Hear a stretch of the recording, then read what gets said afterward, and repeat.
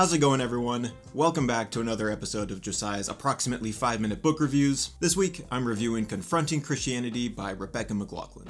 So, Confronting Christianity is an apologetics book where McLaughlin responds to 12 of the most perennial questions people ask when they challenge or confront Christianity. These questions range from contemporary issues like, isn't Christianity homophobic, to philosophical issues like, aren't we better off without religion, to theological issues like, how could a loving God allow so much suffering?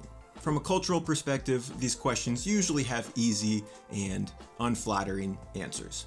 So McLaughlin's mission with her book is to break past these superficial understandings of Christianity and show how studying it up close reveals much different and more positive answers.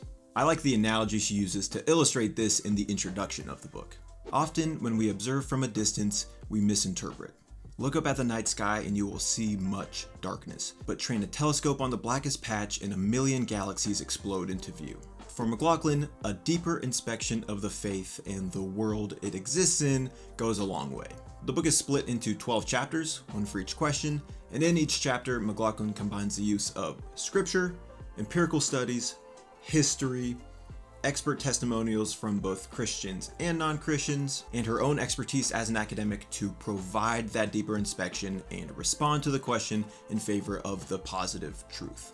Moving on to my observations from Confronting Christianity, the most notable thing about this book is that it is thorough in its research. Like I just said, McLaughlin pulls from so many different sources to build her arguments, and at the bottom of nearly every page you'll find as many as 5 footnotes citing her references. Between books, articles, interviews, studies, and so many other sources, she ensures that what she's writing isn't simply based on her word alone, but on the objective basis of logic and fact, as well as the subjective but equally important basis of other people's experiences, many of which, like I said, aren't even Christians. So it's hard to ignore just how much thought and effort McLaughlin put into making her arguments compelling for all readers. She also makes her arguments very sensitively. Christians aren't perfect, and Christian history isn't anywhere as blameless as Jesus Christ was. So even when arguing in favor of Christianity, McLaughlin is very good about acknowledging and repenting of the wounds Christians have inflicted.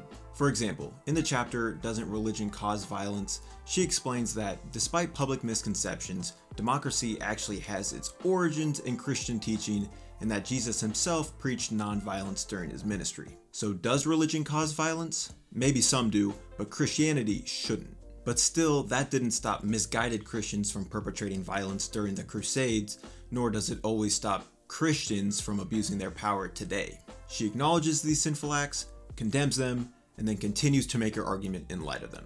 McLaughlin understands the complex history of the faith and the myriad of emotions people have surrounding it, so she approaches each topic not just with great rhetoric, but also with great care.